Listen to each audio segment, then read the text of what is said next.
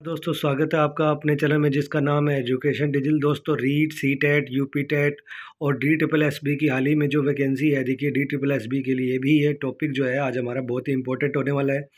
तो subjective test और objective test में क्या डिफरेंस है, दोनों का क्या अंतर है और क्या इनकी मुख्य बातें हैं वो मैं आपको समझाऊंगा। वीडियो पूरा ज़रूर देखें और चैनल को आप सब्सक्राइब कर लीजिए। देखिए नोट्स के माध्यम से आपको यहाँ पर बहुत सारे टॉपिक्स करवाए जाएंगे। देखिए सबसे पहले subjective test and objective test में डिफरेंस। तो सब्जेक्टिव का मतलब होता है आत्मनिष्ठ और ऑब्जेक्टिव का मतलब होता है वस्तुनिष्ठ। इसका मतलब है आत्म का मतलब है कि स्वयं, और वस्तु का मतलब है जो किसी प्रकार के खुद के विचार जिसमें न हों। देखिए सबसे पहले क्या है subjective test, personal opinion and views are included, यानी कि जिसमें सब्जेक्टिव टेस्ट वो है टेस्ट होता है जिसमें खुद के विचार होते हैं व्यक्ति के या टीचर के या बच्चे के, वो उसमें आ जाते हैं। और ऑब्जेक्टिव टेस्ट में क्या है कि नो पर्सनल ओपिनियन इंक्लूडेड, यानी कि पर्सनल ओपिनियन का कोई भी जगह नहीं है। जैसे मान लीजिए एक टीचर है, उसको क्वेश्चन बनाने हैं किसी भी टॉपिक पर और उसे मल्टीपल चॉइस क्वेश्चन नहीं बनाने, उसे सिर्फ क्वेश्चन बनाने हैं जिसमें हम थॉट्स एक्सप्रेस करने हैं, जिसमें 150 शब्दों में लिखो, 150 में लिखो, 100 शब्दों में लिखो। तो टीचर क्या करेगा, वो टॉपिक पे ज़्यादा क्वेश्चन बनाएगा जो उसे खुद अच्छे लगते हैं। या किसी बच्चे ने जब ऐसा कोई क्वेश्चन लिखा है जिसमें किसी प्रकार का ऑप्शन नहीं है, 4 ऑप्शन नहीं है, अपने ईजिली अपने मर्जी से कुछ भी उसके बारे में अपने थॉट एक्सप्रेस कर सकते हैं, तो वो बच्चा अपने थॉट एक्सप्रेस करेगा। तो ये होता है सब्जेक्टिव। उसके बाद है ऑब्जेक्टिव का मतलब ये होता है जिसमें किसी प्रकार के पर्सनल थॉट इंक्लूड ना हो। जैसे मान लीजिए आपके सामने ये पूछा जाए कि 2 और 2 कितने होते हैं और आपके सामने 4 ऑप्शन दे दी जाए, 4, 5, 6 और 7। तो आपको पता है 2 और 2 4 होते हैं, तो आप उसे 4 ही लिखेंगे। लेकिन अगर आपसे ये पूछ लिया जाए कि अपने देश के बारे में 10 वाक्य लिखें, तो हर व्यक्ति के अलग अलग विचार होंगे, तो वो उसे अलग अलग लिखेगा। तो ये आत्मनिष्ठ है। और अगर आपसे पूछ लिया जाए कि हमारे देश का नाम क्या है, तो आप भारत, इंग्लैंड, साउथ अफ्रीका और ऑस्ट्रेलिया में से क्या लिखेंगे, भारत। तो आपको पता है कि हमारे देश का नाम भारत है, वो पहले से फिक्स है, वस्तुनिष्ठ है, उसमें किसी प्रकार का पर्सनल थॉट नहीं चल सकता।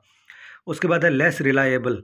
सब्जेक्टिव टेस्ट लेस रिलायबल है और वस्तुनिष्ठ जो सब ऑब्जेक्टिव टेस्ट है वो मोर रिलायबल। रिलायबल का मतलब विश्वसनीय। कैसे है, देखिए सब्जेक्टिव टेस्ट में आपको बताया था मैंने कि अपने खुद के विचार लिख सकते हैं। तो खुद के विचार देखिए सही भी हो सकते हैं, गलत भी हो सकते हैं।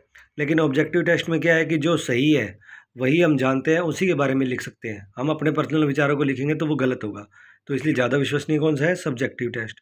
उसके बाद है लेस वैलिडिटी मोर वैलिडिटी। लेस वैलिडिटी किसकी है, सब्जेक्टिव टेस्ट की, और ऑब्जेक्टिव टेस्ट की मोर वैलिडिटी है। कारण मैंने आपको बता दिया पहले से ही कि जो सब्जेक्टिव टेस्ट है उसमें पर्सनल ओपिनियन है, पर्सनल थॉट है, वो किसी प्रकार के विचारों से प्रभावित हो सकते हैं। लेकिन ऑब्जेक्टिव टेस्ट है किसी भी समय, किसी भी जगह और किसी भी लेवल पे उसका जो पोजीशन है वो सेम रहती है, उसकी वैलिडिटी सेम रहती है, उसकी विश्वसनीयता भी उसी प्रकार की रहती है।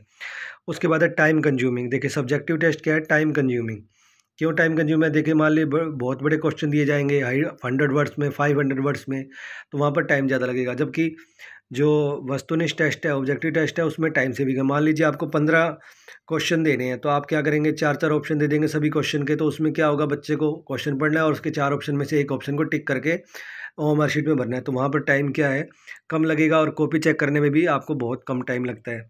उसके बाद है ओपन एंडेड। सब्जेक्टिव जो टेस्ट होते हैं वो ओपन एंडेड होता है और जो ऑब्जेक्टिव टेस्ट होता है वो क्लोज एंडेड। ओपन एंडेड और क्लोज एंडेड का मतलब आपको बता देता हूँ।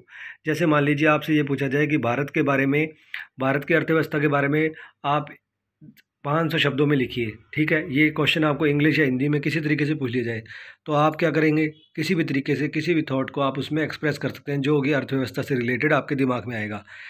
तो लेकिन अगर आपसे ये पूछा जाए कि महात्मा गांधी का जन्म कब हुआ था, महात्मा गांधी की मृत्यु कब हुई थी, महात्मा गांधी का जन्म किस स्थान पे हुआ था, तो वो सब ऑब्जेक्टिव टेस्ट है, वो फिक्स है, वो को आप जानते हैं, तो उसको आप बदल नहीं सकते, उसमें आप पर्सनल थॉट नहीं लगा सकते।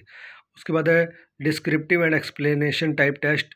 ये कौन सा है, सब्जेक्टिव टेस्ट। उसके बाद है objective test, short answer type question होते हैं, नो यस नो ऑप्शन होते हैं। आपको मैंने पहले ही बता के देखिए ऑब्जेक्टिव टेस्ट कैसे होंगे, जिसमें 4 ऑप्शन दे दिए जाएंगे, यस या नो पूछा जाएगा जी, क्योंकि जिसमें आपको पर्सनल थॉट व्यक्त नहीं कर सकते आप।